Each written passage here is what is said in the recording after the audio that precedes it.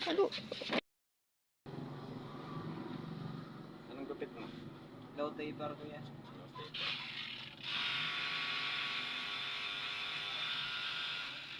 Papansin mo kasi John Red. Hindi ko yan. Nung nakaraang buwan ay nagpagupit. Arting-arte sa buhok. Gusto talaga pantay na pantay. Barat na barat naman.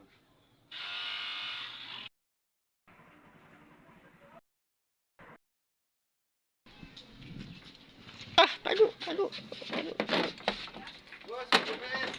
Wala na sarado na kami. Sarado na kami. Bakit? Ay may pupuntahan ka ako gawa ng yung aming patoy umanak ng kambing.